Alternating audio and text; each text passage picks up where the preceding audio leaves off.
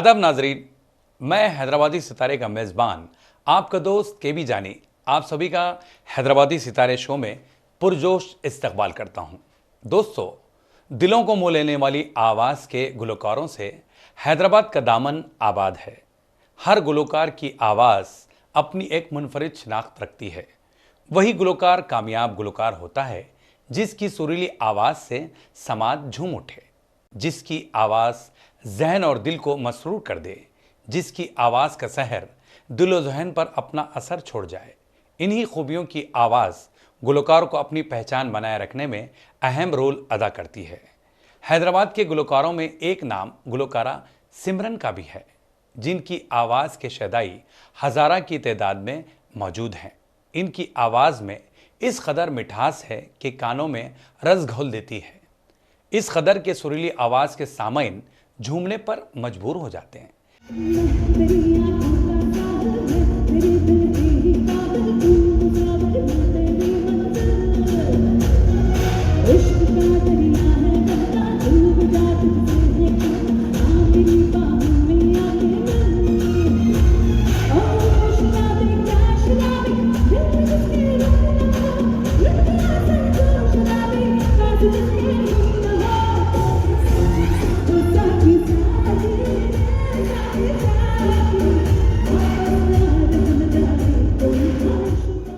सिमरन जैसी गुलकारा के लिए बस इतना कहना चाहूँगा कि सिमरन को जो भी सुनता है झूम जाता है।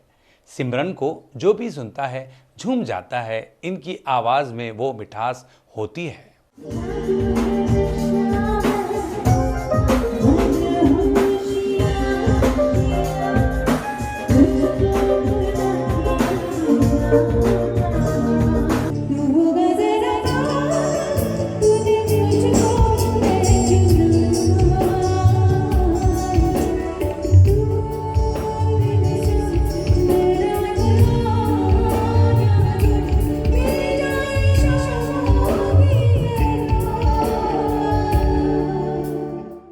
हैदराबादी सितारे शो में आज की मेहमान गुलकारा सिमरन का पुरजोश खैर मकदम है। तो आइए नाजरीन, हम सभी गुलकारा सिमरन की दिल को मोह लेने वाली आवाज़ से अपने दिल और जहन को इनकी आवाज़ के जादू से लुत्फ़अंदोज़ होते हैं और जानते हैं इनकी ज़िंदगी से जुड़ी कुछ ख़ास बातें। आपका बहुत बहुत इस्तकबाल किया जाता है हमारे इस प्रोग्राम में। हैदराबादी सितारे में बड़ी खुशी हो रही है आपको देखकर। जी, बहुत बहुत शुक्रिया जानी भाई। सभी नाजरीन को सिमरन राशिदा का आदाब। जी, तो शुरुआत हम यूँ करेंगे कि आपकी जो जर्नी जो आप गा रही हैं माशाल्लाह, वो किस तरह से आपने आगाज़ किया था वो बताइए। मैं दरअसल बचपन से ही मुझे बहुत गाने का शौक़ था जानी भाई मैं जी। और बचपन में जब बड़े बड़े स्टेज शोज़ होते थे, जैसा जॉनी लीवर नाइट होते थे हैदराबाद में, as a child artist perform करती थी वहाँ पर। अच्छा। तो उसके बाद ही मुझे थोड़ा इसी चीज़ में, म्यूज़िक में थोड़ा इंटरेस्ट और ज़्यादा इंक्रीज़ हो गया था। तो वैसे ही होते होते दिन मैं शोज़ देना स्टार्ट कर दी एक मेरे स्टडीज़ के बाद। अच्छा, ये बताइए कि जो पहला परफॉर्मेंस रहा होगा वो कौन सा गीत है जो हमारे ऑडियंस को आप बताना चाहेंगी या फिर गुनगुनाना चाहेंगी? मुझे बहुत अच्छी तरीके से याद है जो मैं फर्स्ट परफॉर्मेंस दी थी ऑन स्टेज, तो वो था हावड़ा ब्रिज, जो गीता दत्त का गाया हुआ जो गाना है, मेरा नाम चिंचिंचू वाला। थोड़ा सुना दीजिए। मेरा नाम चिंचिंचू, चिंचिंचू बाबा चिंचिंचू, रात चांदनी में और तू है mister how do you do, वाह वाह अरे वाह जी, बड़ा जबरदस्त गीत आपने चुना है। गीता दत्त का गाया हुआ है, बहुत ही जबरदस्त। अच्छा, आज भी लोग एंजॉय करते हैं वो। बिल्कुल नहीं। एंड मुझे इसलिए ये वाकया इतनी अच्छी तरीके से याद है क्योंकि जॉनी लीवर, जॉनी अंकल मेरे लिए पर्सनली बहुत प्यारा इंट्रोडक्शन दिए थे मेरा स्टेज पर। अच्छा। तो वो मेरा सबसे पहला गाना था ऑन स्टेज एंड बहुत लोगों ने पसंद भी किया था। तो वो कौन सी उम्र रही होगी? मैं 6 या 5 इयर्स की थी होगी। अच्छा, एग्जैक्टली 5 या 6 साल में आपने पहला परफॉर्म किया था। आप जो है म्यूज़िकल फैमिली से बिलोंग करती हैं, जी। तो मैं ये जानना चाहूँगा कि कोई अगर इस फील्ड से जुड़ना चाहता है, उसके लिए कितने चैलेंजेस होते होंगे? मम्मा और बाबा दोनों भी म्यूज़िक बैकग्राउंड से हैं। मम्मा बहुत ही फेमस सिंगर है हैदराबाद के, दीपाधर उनका नाम है।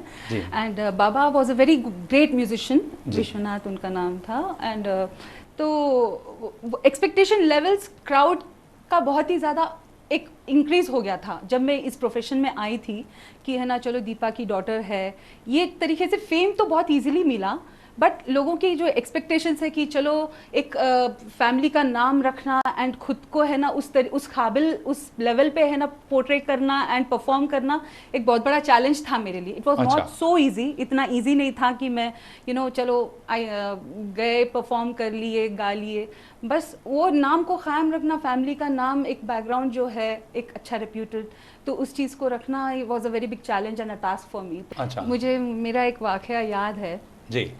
जब मैं नई इस प्रोफेशन में आई थी मैं, ठीक है, तो मैं उतनी मतलब था पैशन सिंगिंग के लिए, बट मैं उतना जैसा प्रैक्टिस से आज गा रही हूँ थोड़ा बहुत, पहले उतना वो एस्टैब्लिश्ड नहीं थी समझी सिंगिंग में। तो वहाँ पर मुझे एक इवेंट में मुझे बहुत अफसोस हुआ था जब किसी ने मुझे आकर कहा कि तुम अपनी मम्मा के लेवल की सिंगिंग नहीं करती हो। अच्छा। ऐसा मुझे किसी ने कहा था, तो दैट मैं अभी भी वो याद करती हूँ वो दिन। और आज के दिन जब मम्मा की आंखों में मेरे लिए खुशी के आंसू देखती हूँ, जब या कोई अवार्ड मिलता है या तो मैं कहीं अब्रॉड में परफॉर्म करने जाती हूँ, तो ऐसा दिखता कि वो चीज़ मैं अभी कंपनसेट कर चुकी है, अल्लाह का शुक्र। अल्हम्दुलिल्लाह। जी। मतलब अपने आप को कायम रखने के लिए जी बहुत सारी मेहनत आपने की है। बहुत इतना इजी नहीं है जानी भाई। अगर है ना फैमिली बैकग्राउंड म्यूजिकल है तो बहुत इजी तरीके से सिर्फ इतना है कि हाँ ये इनकी बेटी है, तो अरे चलो ये मम्मा का नाम या बाबा का नाम एक टेका साथ में रहता है, बट खुद का नाम बनाना is a very big task फिर तो ऐसा है जी। तो अल्लाह का करम है कि I am just making a good name, आप जिस वजह से यहाँ पे बैठी हुई आपके सामने। सही बात है, सही बात है।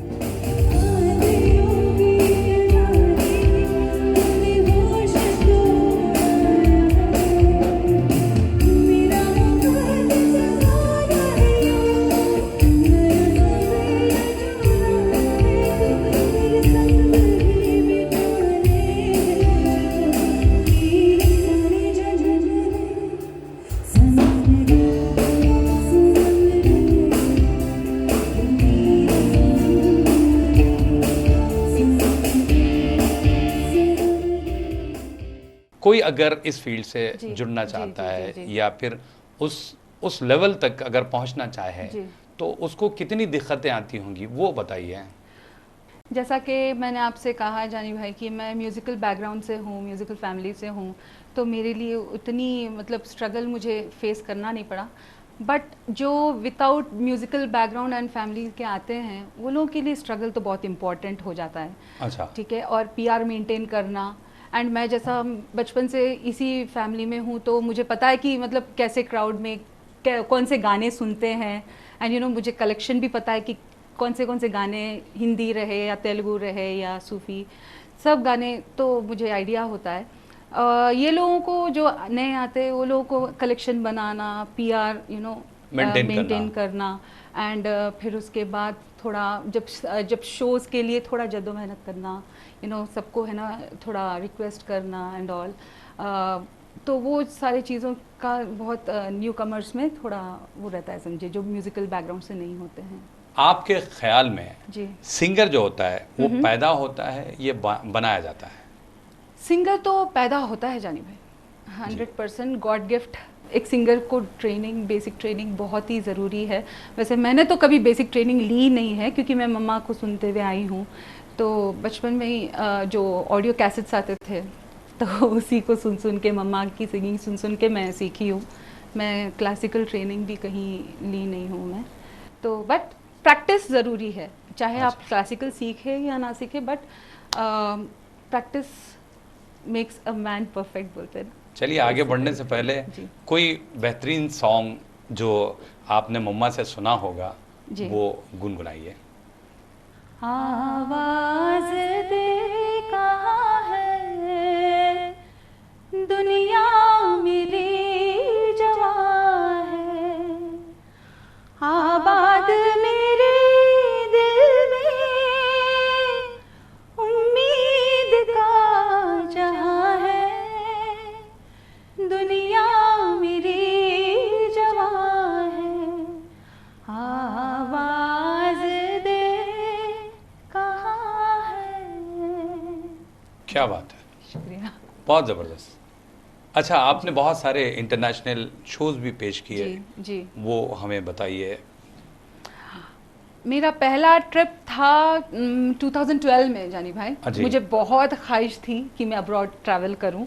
हाँ। तो मेरा दुबई का ट्रिप बहुत सक्सेसफुल रहा एंड दुबई, उसके बाद मैंने युगांडा में शो किया। जी। देन कुवैत गई हूँ, श्री रामचंद्रा जो इंडियन आइडल है जी जी। हैदराबाद से जो है, उनके साथ मैंने शो किया था कुवैत में। एंड उसके बाद अगेन देन युगांडा जाके देन हाल में दुबई जाके आई हूँ। दुबई में बहुत ही ज़बरदस्त शो हुआ था हमारा। सबसे ख़ास बात मेरे इंटरनेशनल ट्रिप, जो मैं सऊदी अरब में भी शो करी हूँ, जैसा आप जानते हैं, अज़ीज़ नासिर, अकबर बिन तबर, सलीम फेगो, मस्त अली, असगर भाई, हम आप भी चले थे। जी। तो वहाँ पे हम लोगों का बहुत कामयाब शो हुआ था। इंडियन कॉन्सुलेट में भी था शो मेरा, और उसी के थ्रू जानी भाई सबसे अल्लाह का इतना बड़ा करम है। मेरा जो सबसे बड़ा ख्वाब था, मैंने उम्रे भी किए हैं 4, अल्लाह का शुक्र है। तो वो मेरे लिए बहुत बड़ा एक खुशी की बात है जो मैं आपसे शेयर करना चाह रही थी। अच्छा, ये बताइए कि जब आप इंटरनेशनल शोज़ पेश करती हैं, जी। तो वहाँ की ऑडियंस में और फिर यहाँ की ऑडियंस में जी। फ़र्क क्या महसूस आपने किया? फ़र्क तो उतना कुछ मैंने देखा नहीं है जानी भाई, क्योंकि बॉलीवुड म्यूज़िक ऐसा एक जॉनर है जो हर कोई एंजॉय करता है, ठीक है, चाहे वो इंडिया में हो चाहे अब्रॉड हो।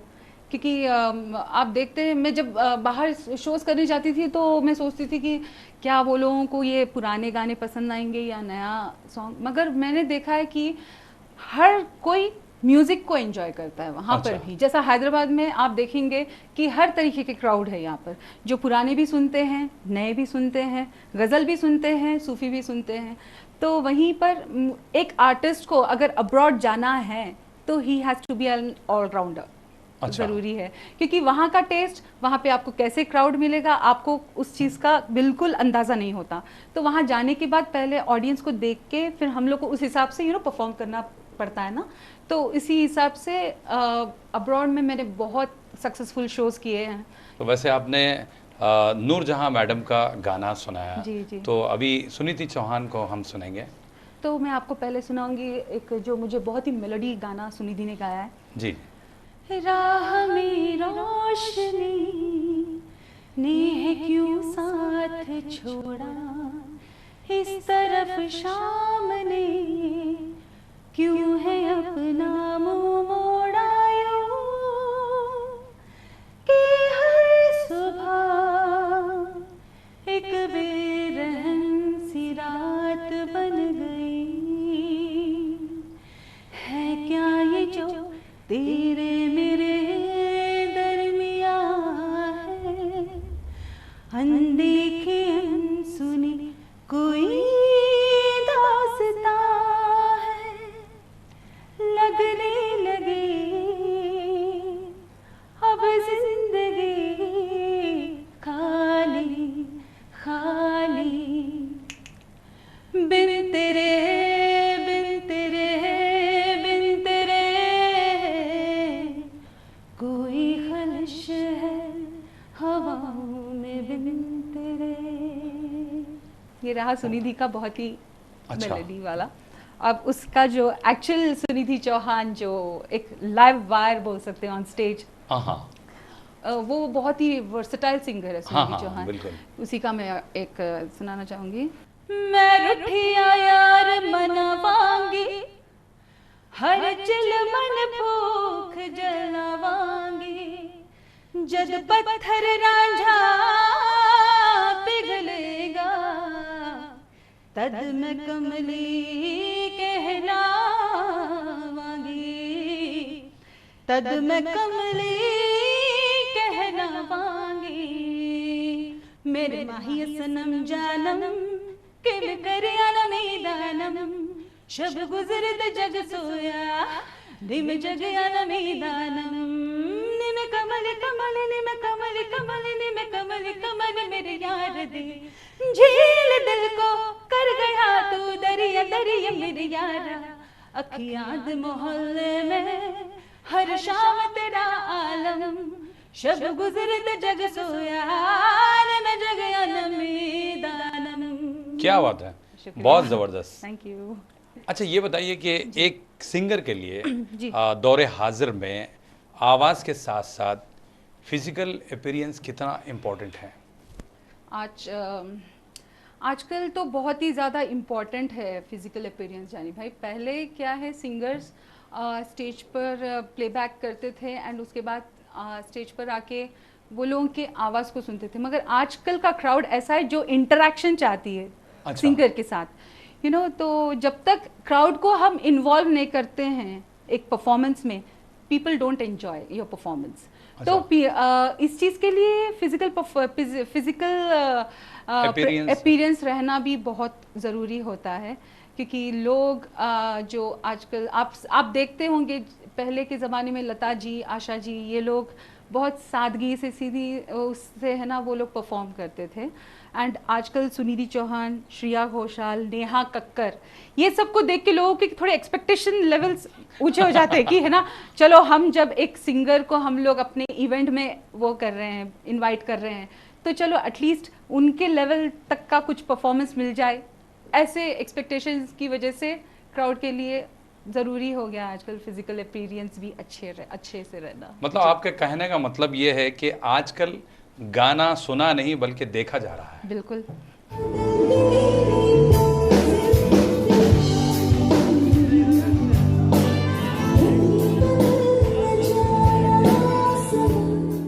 कोई ऐसा प्रोग्राम जो आपके लिए यादगार रहा हो? एक शो था जानी भाई, हैदराबाद में ही हुआ था वो शो। पर्सनली मेरे मतलब सिमरन लाइव इन कॉन्सर्ट करके हुआ था जी। तो वहाँ पर मैंने रफ़ी साहब, किशोर कुमार एंड मुकेश जी, सारे मेल सिंगर्स के गाने मैंने गाए थे। अच्छा। एक लाइन गाया था मैंने। अच्छा। और वो शो में मुझे बहुत ही ज़्यादा अप्रिसिएशन मिला था, तो वो मेरे लिए बहुत बड़ा एक अचीवमेंट था समझिए, क्योंकि ममा के शोज़ होते थे एंड जैसा मैं देखती हूँ कि Sunidhi Chauhan live in concert, Shreya Ghoshal live in concert, तो सिमरन इन लाइव इन कॉन्सर्ट था, तो वो मेरे लिए बहुत ही यादगार शो था and it was kind of an achievement. कुछ झलकियां। ला ला ला ला ला ला ला ला ला ला ला ला ला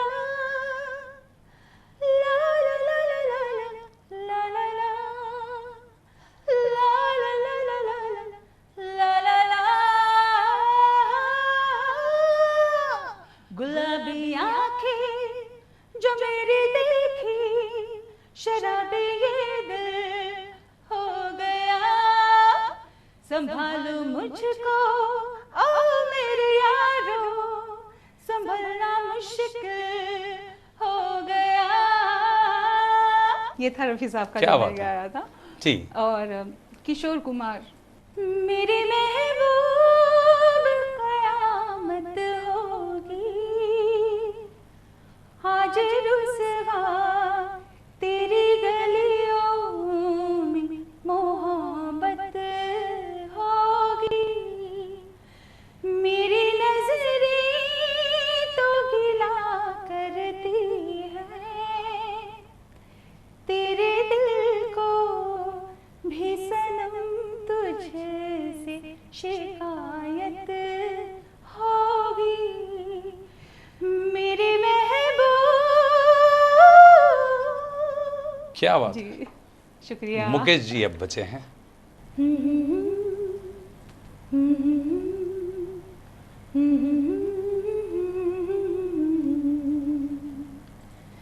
जाऊं कहाँ बताए दिल, दुनिया बड़ी है सुंदर। क्या बात। चांदनी आई घर जलाने, सूझे न कोई मंजिल, जाऊं कहाँ बताए दिल। बहुत खूबसूरत, Thank you. बहुत अच्छा। अच्छा सिमरन, हमें ये बताइए कि एक सिंगर को अपने आप मनवाने के लिए या फिर उसको कायम रखने के लिए किन किन चीज़ों का होना ज़रूरी है? सबसे पहले तो देखिए, टैलेंट तो of course, talent by God gift आता ही है, ठीक है। एक सिंगर को अगर स्टेज पे परफॉर्म करना है तो गॉड गिफ्ट ज़रूरी है, जैसे मैंने आपको कहा। उसके साथ साथ एक आर्टिस्ट को, एक सिंगर को बहुत ही डाउन टू अर्थ इंसान रहना ज़रूरी होता है, क्योंकि जहाँ पे आप ईगो देखेंगे वहाँ पे समझिए आपका डाउनफॉल शुरू। एंड जैसा अगर आप इंसान अगर डाउन टू अर्थ रहे तो आप क्राउड के साथ भी अच्छा मिंगल अप हो सकते हैं, एंड उनके साथ जब एक अच्छा एक क्या बोलते हैं सो इंटरेक्शन होता है तो क्राउड भी आपको पसंद करता है, ठीक है। गाना तो हर कोई अच्छा गाता है जानी भाई, but you know being good with every person, जो भी आपको देख रहे हैं, आपको लाइक कर रहे हैं, ठीक है। आजकल एंटरटेनमेंट का इतने सोर्सेस निकल गए हैं, यूट्यूब रहे चाहे फेसबुक रहे, फेसबुक में लाइव आके लोग आजकल परफॉर्मेंसेस दे रहे हैं, तो मतलब लोगों के पास कई ऑप्शंस है, टीवी रहे चाहे कहीं भी खुद को एंटरटेन करने का। But when people are taking out time और आ रहे हैं वो लोग आपको परफॉर्म करते हुए देखने के लिए, तो मैं मतलब एक आर्टिस्ट की जिम्मेदारी होती है, एक सिंगर की, कि वो कंप्लीट अपना 100% उसे दे।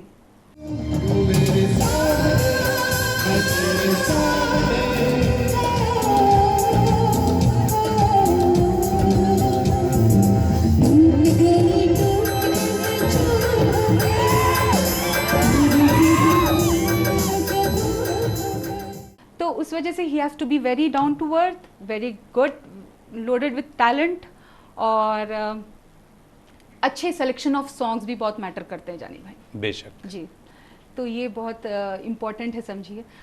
सिलेक्शन ऑफ सॉन्ग्स और डाउन टू अर्थ रह गया इंसान, and a good interaction with crowd puller, समझिए आप, ये रह गया। तो अगर 10 भी सिंगर्स है, एक में से आप ये सब क्वालिटीज़ रखेंगे तो आप निकल जाएंगे। जी, बस ऐसा है।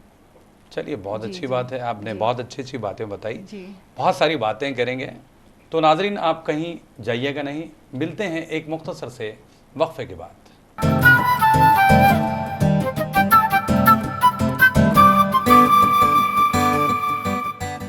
नाजरीन, सियासत टीवी की ताज़ा तरीन ख़बरें, मुशायरे, मजहबी प्रोग्राम्स और दीगर तफरीही प्रोग्राम्स देखने के लिए आप हमारा मोबाइल ऐप प्ले स्टोर से डाउनलोड कर सकते हैं।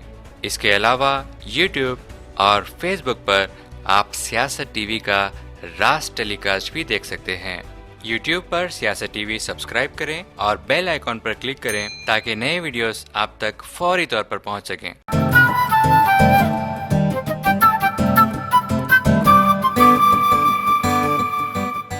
वक्फे के बाद आप सभी का हम खैर मकदम करते हैं हैदराबादी सितारे प्रोग्राम में। हम बात कर रहे हैं हैदराबाद की जानी मानी प्लेबैक सिंगर सिमरन राशिदा से, जो हमें ब्रेक से पहले इनकी जो शुरुआत हुई उस ताल्लुक़ से बताया। अभी हम ये जानेंगे कि आप प्लेबैक सिंगर रही हैं, तो वो कौन सी फिल्म होगी जहाँ से आपने प्लेबैक सिंगर का आगाज़ किया? मैंने पहले जब मेरा फर्स्ट सॉन्ग जो था, मुझे ब्रेक दिया था तेलुगु के बहुत ही फेमस म्यूज़िक डायरेक्टर है शशि प्रीतम सर। अच्छा। तो शशि जी ने मुझे उनके ना प्राणम कंटे एक्वा, ये उनका मूवी था, तो उसमें मैंने गाना गाया था, फर्स्ट मेरा जो तेलुगु मूवी में मैंने। और फिर उसके बाद जैसे हैदराबादी मूवीज़ जब बनना स्टार्ट हुए तो बेरोज़गार मूवी आई थी, उसमें अजीज़ भाई ने मुझे चांस दिया था गाने के लिए, वो रह गया। फिर सबकी बोलती बंद, काफ़ी मूवीज़ में मैंने गाया, फिर हैदराबादी मूवीज़ में, समझिए। जी, वैसे मुसलसिल गा रही हैं आप माशाल्लाह से। जी। वैसे आप बहुत सारी हैदराबादी मूवीज़ में एज ए डबिंग आर्टिस्ट भी कई लोगों को आवाज़ दी है, उस बारे में बताइए। ऑलमोस्ट 90% जो भी हैदराबादी मूवीज़ रहते हैं जानी भाई, उसमें 90% जो लीड एक्ट्रेसेस रहते हैं सबकी आवाज़ मैंने दी है, मैंने डब किया है सब। उसकी वजह क्या होती है? उसकी वजह ये है जानी भाई कि वो जो एक्ट्रेसेस रहते हैं वो या मुंबई के रहते हैं या बेंगलोर, चेन्नई, तो वो लोगों के पास वो जो हमारा जो हैदराबादी एक्सेंट प्योर एक्सेंट है वो थोड़ा मिसिंग होता है। तो इस वजह से क्या है कि वो लोगों की आवाज़ को, वो लोगों की एक्सेंट को मैं मैच कर लेती हूँ अच्छी तरीके से। अच्छा। ऐसा, और अजीज़ भाई ने ही मुझे खुद इस खूबी के बारे में मुझे मालूम नहीं था, ये टैलेंट मेरे अंदर जो है। अजीज़ भाई मुझे ब्रेक दिए, बोले कि है ना सिमरन लेट्स ट्राई योर वॉइस, अब यहाँ इसमें देखते हैं, एक छोटा सा डबिंग करना है। तो मैं बोली अजीज़ भाई मैं कभी करी नहीं, तो ही वाज लाइक नहीं करो तुम, कोशिश करेंगे। देन करते करते करते कर रही हूँ। आपने परफेक्ट जो अपनी डब दी, जी, वो कौन सी फिल्म होगी, आपको याद होगा? वो टिकटॉक जब चल रहा था तो उसमें मेरा एक डायलॉग था, वो बहुत फेमस हुआ था। एक तो था कि अजीज सर बोलते सौलेकुम, तो मैं बोलती सौलेकुम नहीं है वो, अस्सलाम वालेकुम है, बोलो क्या है? सौलेकुम, हाँ लेकुम बोला। सौलेकुम नहीं है वो, अस्सलाम वालेकुम है। वालेकुम सलाम, क्या है बोलो? ये था जो टिकटॉक में बहुत फेमस हुआ था ये डायलॉग। तो इसी से चलते चलते आज भी मैं हैदराबादी नवाब्स 2 भी, उसमें भी मैंने डबिंग किया है जी। तो बहुत सारी मूवीज में आप डबिंग भी कर रही हैं। जी, क्योंकि आपको हैदराबादी बहुत अच्छी तरीके से बोलने आता है। हैदराबादी लड़की हूँ तो हैदराबादी। चपटे मुंह के बंदर आ रहते थे वो झाड़ों पे। हाँ यहाँ भी बहुत है, कई को कभी देखे? वैसी है तुम्हारी सूरत, जाके देख लो आईने में। हमारे हैदराबादी जो सुपरस्टार है अदनान साजिद खान, गुल्लू दादा जी, साहिद भाई की मैं बहुत बहुत शुक्रगुजार हूँ जानी भाई, क्योंकि पहले वो जब शोज़ करते थे an evening with Sajid Khan, जो थिएटर शोज़ उनके होते थे रविंद्र भारती में, भारतीय विद्या भवन में, तो उनके हर शो में मैं रहती थी। Thank you so much Sajid भाई, पहले भी आप मुझे बहुत साथ दिए। हाँ, तो और फिर उसके बाद उनकी जब एंट्री मूवीज़ में हुई, मूवीज़ में भी उनके थ्रू मैं प्लेबैक भी करी एंड डबिंग भी करी। तो बचपन से ही समझिए साहिद भाई का बहुत साथ रहा, गुल्लू दादा का हमारे साथ, अल्हम्दुलिल्लाह। अच्छा मेरे को भूल के घर बसा लिए तुम। शर्म नहीं आ रही आपको? मेरी शादी हो गई, 2 बच्चों की अम्मा हूँ। 2 बच्चे? अच्छा सिमरन ये बताइए कि लाइफ का कोई ऐसा इंस्टेंस आप शेयर कीजिए जिससे आपकी ज़िंदगी में एक टर्निंग पॉइंट आया हो। सबसे बड़ा शॉकिंग अनएक्सपेक्टेड इंसिडेंट मेरे लाइफ में जानी भाई, मेरे बाबा का इंतकाल हो जाना जो था वो बहुत बड़ा शॉकिंग था हमारे लाइफ में, क्योंकि उसके बाद लाइफ में बहुत सारे चेंजेस आए। मम्मा अकेले पड़ गए थे एंड बहुत स्ट्रगल करके हम दोनों बेटियों को बड़ा करें मम्मी। तो मेरे दिमाग में वो हमेशा चलते रह रहा था कि जल्द से जल्द मैं मम्मा को हेल्प करना शुरू कर दूं कमाई के ज़रिए। और मैं 9th में जब थी, 8th 9th जब मैं थी, तब मम्मा अब्रॉड शोज़ करते थे जाके, तो उनके एब्सेंस में मैं मेरी मासी के साथ मैं शोज़ करना शुरू कर दी थी। तो मासी मुझे 300 रुपीज़ पेमेंट देते थे शुरुआत में, पहले 300। करते करते फिर मम्मा कभी नहीं चाहे मैं इस प्रोफेशन को चुनूँ। और फिर मम्मा को मैं रिक्वेस्ट करी कि मैं बताई कि मम्मा मेरे को खुशी हो रही है आपको हेल्प करके, तो मैं मम्मी को कन्विंस कर दी थी समझिए। फिर एक वाक़या ऐसा है जानी भाई, मैं 10th के बोर्ड एग्ज़ाम्स थे और वो टाइम पे बहुत मैं बैक टू बैक शोज़ चल रहे थे मेरे, और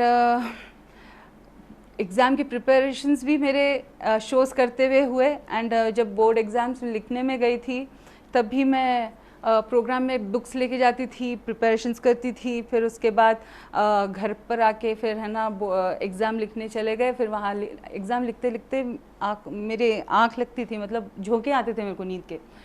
तो ये सब देख देख के मतलब वो सैक्रिफाइसेस जो मम्मा करे उसके सामने तो ये सब कुछ भी नहीं है समझिए। मेरा जो भी है मैं बता रही हूँ, बट इतना है कि है ना आज के दिन जब मैं मम्मा के साथ एक उनके है ना कमाई में मैं है ना उनका साथ दे चुकी हूँ, उनको एक सपोर्ट कर सक रही हूँ आज के दिन, तो I feel so proud of myself, अल्लाह का शुक्र है समझिए बस। तो ये एक किस्म का मेरे लिए टर्निंग पॉइंट है जब मैं मम्मा को सपोर्ट करना शुरू करती थी। ऐसा सिंगर्स के लिए जी इलेक्ट्रॉनिक मीडिया या फिर सोशल मीडिया आने से कितना फ़ायदा हुआ है? बहुत फ़ायदा हुआ है जानी भाई, क्योंकि आजकल आपको आपके टैलेंट को पोर्ट्रे करने के लिए मतलब आपको स्टूडियोज़ में जाके किसी को रिक्वेस्ट करने की ज़रूरत नहीं ज़्यादा पड़ती है। आपके अंदर टैलेंट है तो आप खुद के कवर्स बना सकते हैं यूट्यूब पर। एंड अगर आप स्म्यूल करके ऐप है, स्टार मेकर करके ऐप है, इसमें आप अपने आवाज़ खुद रिकॉर्ड कर सकते हैं। पहले के ज़माने में ऐसा था कि मम्मा ये लोग जब शोज़ करते थे सिर्फ लाइव बैंड हुआ करता था वो टाइम पे, विदाउट म्यूजिशियंस परफॉर्म नहीं कर सकते थे। तो उसके बाद एक अभी हाल में एक 10 साल पहले, 10 या 7-8 साल पहले से जो आजकल ये कैरियोके सिस्टम शुरू हुआ है, -1 तो वो आने के बाद बहुत ही आसानी हो गई लोगों को प्रैक्टिस करने में। क्या घर पे भी प्रैक्टिस कर सकते हैं जब स्टेज पे जाके परफॉर्मेंस करने से पहले यूट्यूब पे आपको हर किस्म के ट्रैक्स मिल जाते हैं, हर सिंगर्स के ट्रैक, हर मूवी के ट्रैक्स मिलते हैं। तो वो प्रैक्टिस करके देन आप परफॉर्म करना, देन अगर आप चाहे तो वही सॉन्ग के आप है ना कवर्स निकालना यूट्यूब पर तो ये बहुत बड़ा प्लेटफॉर्म हो गया है आजकल सोशल मीडिया, जो नए सिंगर्स के लिए समझिए बहुत एडवांटेज हो गया है लोगों के लिए। कुछ और वेरिएशन आवाज़ में, क्योंकि आप वॉइस मॉड्यूलेशन बहुत अच्छे अंदाज में करती हैं, तो मैं चाहता हूं कि कोई और गाना जो आपको बहुत ज़्यादा पसंद आता हो वो ज़रूर सुनाइए।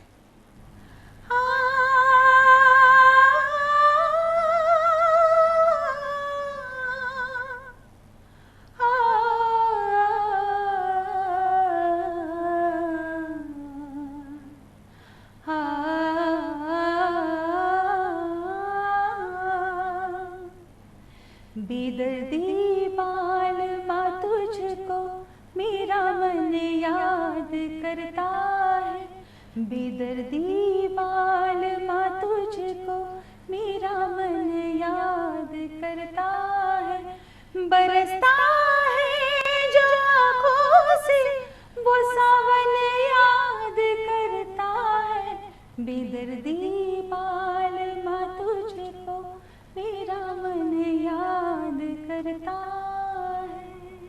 आपने सलमा आगा की आवाज़ को भी इमिडिएट बहुत अच्छी अंदाज में करती हैं, तो वो थोड़ा सा झलक हो जाए। श्योर। फज़ा भी है जवां जवां, हवा भी है रवां रवां, सुना रहा है ये जहां, सुनी सी दास्तां, फज़ा भी है जवां जवां। ये सलमा आगा का मेरा फेवरेट सॉन्ग है। अच्छा जी। अच्छा सिमरन, आप बचपन से गा रही हैं, तो हमें ये बताइए कि उस दौर की ऑडियंस में और आज के दौर की ऑडियंस में आप क्या फ़र्क महसूस करते हैं? गाने तो ऑलमोस्ट वही है, ओल्ड नंबर्स भी है, लेकिन नए गानों में कुछ चेंजेस आए हैं, लेकिन ऑडियंस में आप क्या तब्दीली महसूस करते हैं आज के दौर में? ऑडियंस देखिए जानी भाई, क्राउड तो पहले भी पुराने गाने सुनते थे, आज भी वो लोग आज के लोग भी पुराने गाने लाइक करते हैं, मगर आजकल मसरूफियत इतनी बढ़ चुकी है लोगों में कि आप एंटरटेनमेंट के लिए आप जब टाइम निकालते हैं तो उनको बहुत जल्दी हम लोगों को प्रेजेंट करके देना वो हो जाता है, क्या बोलते हैं, एक टास्क की तरह होता है।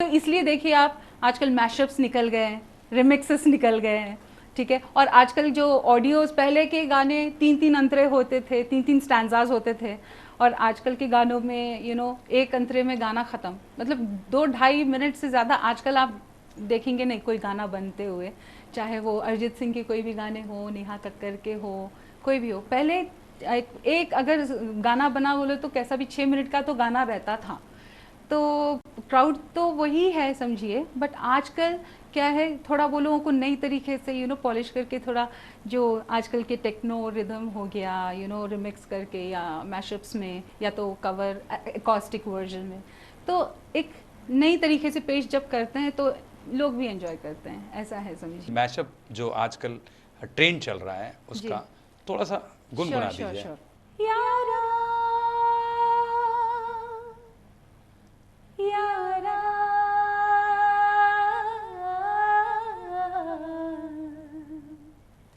मंजिले रुसवा है, खोया है रास्ता, हाय ले जाए इतनी सी इल्तिजा, ये मेरी ज़मानत है, तो मेरी अमानत है,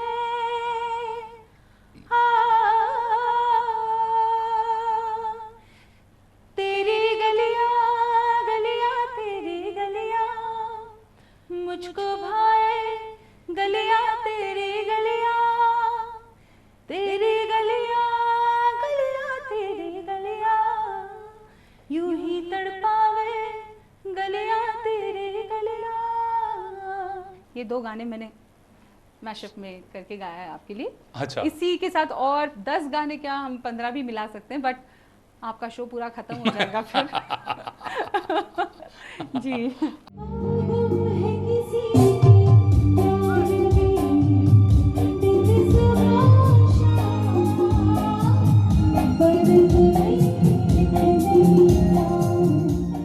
सिमरन, मैं एक बात यहाँ पर जानना चाहूँगा कि एक सिंगर के लिए स्टेज कंपलसरी है या फिर इवेंट प्रोग्राम बहुत ज़रूरी होता है? जैसा कि आपने बताया कि सोशल मीडिया के ज़रिए -1 भी है, तो अभी इन दिनों टिकटॉक भी बंद कर दिया गया है जी। ऐसे में अब सोशल डिस्टेंसिंग की बात की जा रही है कोविड-19 की वजह से, तो आपका परफॉर्मेंस किधर का रुख करेगा?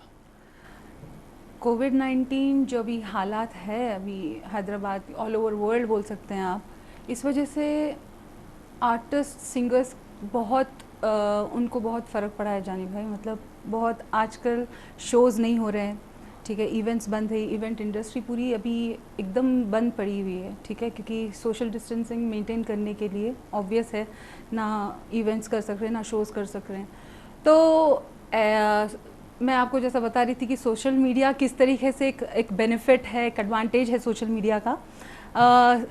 या तो इंसान के पास हुनर रहना चाहिए या एजुकेशन रहना चाहिए, ज़रूरी है, ठीक है। जिनके पास एजुकेशन नहीं है वो अपनी हुनर हमेशा साथ देता है, ठीक है। जिसके पास एजुकेशन है और हुनर नहीं है, एजुकेशन तो मरते दम तक हमेशा साथ देता है। तो जैसा मैं बता रही थी, सिंगिंग के साथ साथ मुझे कुकिंग का भी बहुत बहुत बहुत शौक़ है। अच्छा। ठीक है, तो जैसा मैं दुबई से शो करके आई थी उसके बाद ही लॉकडाउन पड़ चुका था हैदराबाद में। अच्छा। एंड हम लोग सोचे थे कि चलो 1 महीने के बाद अगेन बैक टू दी हम लोग आ जाएंगे एक्टिविटीज़, हम लोगों के जो शोज़ एंड ऑल उसमें, मगर देखते देखते बहुत थोड़ा टाइम लग चुका था इस चीज़ के लिए। तो बैठे बैठे मैं बहुत बोर हो रही थी। मेरी सिस्टर मुझे आइडिया दी कि दीदी व्हाई डोंट यू स्टार्ट, इतना जब अच्छा कुकिंग करते हो तुम तो इंस्टाग्राम पे लेट्स ओपन अ पेज, देखते हैं होममेड फूड जो रहता है अच्छा। वो डोर डिलीवरी कराएंगे एंड सेल्फ पिकअप भी आजकल लोग कर रहे हैं, तो लेट्स स्टार्ट दिस बोल के हमने hyderabad.foods करके इंस्टाग्राम पे स्टार्ट किया था जानी भाई जी। 3 महीने पहले कुछ।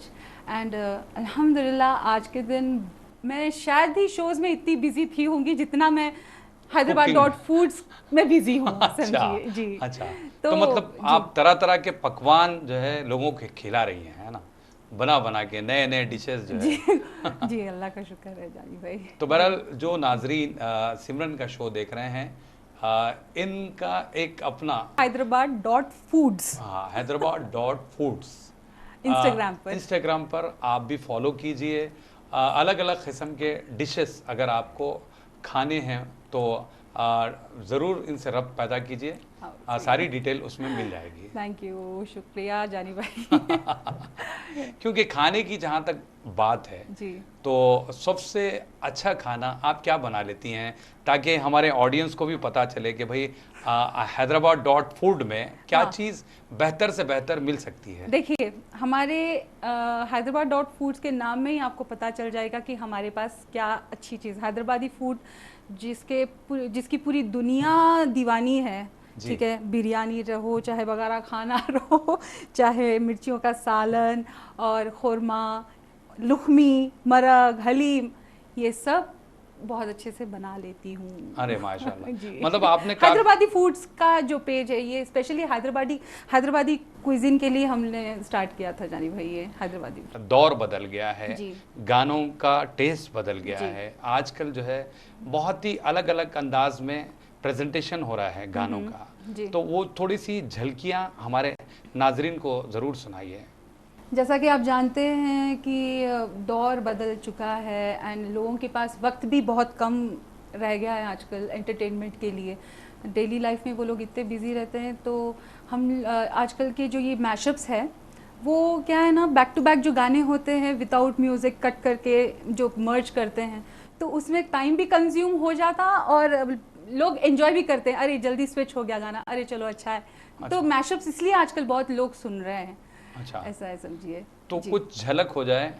ये रातें, ये मौसम, नदी का किनारा, ये चंचल हवा, कहाँ दो दिलों ने कि मिलकर कभी हम न होंगे जुदा।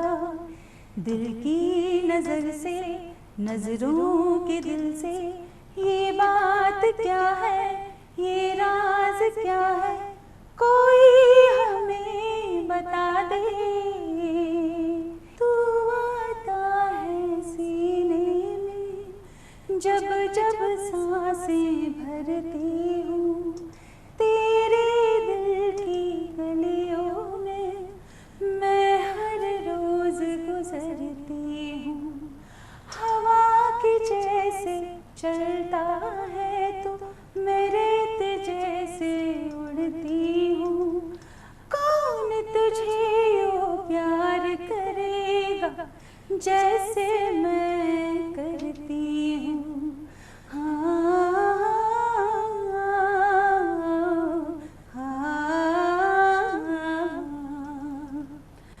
बादलों की तरह है तो तूने मुझ पे साया किया है, बारिशों की तरह ही तो तूने खुशियों में भिगाया है, आंधियों की तरह ही तो तूने होश को उड़ाया है। मेरा मुकद्दर सवार है यूं, नया सवेरा जो लाया है तू, तेरे संग ही बिताने हैं मुझको मेरे सारे जन्म रे। सनम रे, सनम रे, तू मेरा सनम हुआ रे। सनम रे, सनम रे, तू मेरा सनम हुआ रे। जरा जरा बहकता है, महकता है आज तो मेरा तन बदन। मैं प्यासी हूँ, मुझे भर ले अपनी बाहों में है मेरी कसम तुझको सनम, दूर कहीं ना जा ये दूरी कहती है, पास मेरे आ जा रे। ज़बरदस्त, बहुत ज़बरदस्त, शुक्रिया। हाँ, चलते चलते सिमरन हम ये जानना चाहेंगे कि आजकल मेल सिंगर का डोमिनेशन ज़्यादा हो गया है बनिस्बत फीमेल के। जी। ऐसे में अगर कोई फीमेल सिंगर आ जाए तो जी। उसको कितने मौके हैं? देखिए आजकल मेल ओरिएंटेड मूवीज़ भी बहुत ज़्यादा बन रहे हैं, ठीक है, जिस वजह से मेल सोलोज़ बहुत गाने आ रहे हैं, जिस वजह से फ़ीमेल सोलोज़ हम परफॉर्म करते तो हमको पता है कि फ़ीमेल सोलोज़ ज़्यादा बन रहे हैं नए गाने। पहले के ज़माने में लता जी, आशा जी के और रफ़ी साहब, किशोरदा के, ये लोगों के बराबर से सोलोज़ भी रहते थे, डुएट्स भी रहते थे। बिल्कुल। मगर आजकल ऐसा हो गया है कि या तो फीमेल सिंगर्स या तो डुएट्स में आपको सुनने में आएंगे उनके गाने, या तो मेल सिंगर के गाने रहेंगे सोलोज़। बहुत ही कम आजकल फीमेल सोलोज़ निकल रहे हैं। और सोशल मीडिया का फिर से हम थैंकफुल होना चाहिए, जो हम इसी में प्रेजेंट करके हम लोगों का कवर वर्जन बना के करके जो नए सिंगर्स आने वाले हैं वो लोगों के लिए मैं बता रही हूँ कि अगर आपके पास टैलेंट है तो आप अपने कवर वर्जन्स, या आप लोग फेसबुक पे, इंस्टाग्राम पे लाइव आके, अगर आपका क्राउड है, आपके पास आपका पीआर है, तो आप वहाँ पर भी आके आप बहुत फेमस हो सकते हैं। एंड मगर ये चीज़ है कि प्रैक्टिस हमेशा जारी रखना ज़रूरी है। देखिए प्रैक्टिस एंड गले का ख्याल रखना तो बहुत इम्पॉर्टेंट है। और सोशल मीडिया वर्क्स जानी भाई हर चीज़ में आजकल बहुत प्लेटफॉर्म, सबसे बड़ा प्लेटफॉर्म है सोशल मीडिया, फेसबुक रहे चाहे इंस्टाग्राम रहे चाहे YouTube is the main social media का वो है समझिए। मतलब आप कहना ये चाह रही हैं कि सोशल मीडिया के ज़रिए कोई भी सिंगर अपना परफॉर्मेंस देकर अपने टैलेंट को बताकर बिल्कुल बॉलीवुड तक भी पहुंच सकता है। बेशक आराम से, बिल्कुल। आप देख सकते हैं, मैं जो रानू मंडल करके आए थे, ठीक है, वो भी सोशल मीडिया की देन है, मीडिया के थ्रू आए थे। सही बात। तो बहरहाल बहुत बहुत शुक्रिया सिमरन, आपने इतना वक्त निकाला हमारे इस प्रोग्राम के लिए, बहुत बहुत शुक्रिया जी। तो नाजरीन आज के लिए इतना ही। एक और ताबिंदा सितारे के साथ आपकी और हमारी मुलाकात होगी हैदराबादी सितारे प्रोग्राम में। आप अपने दोस्त और होस्ट केबी जानी को इजाज़त दीजिए। अल्लाह हाफिज़।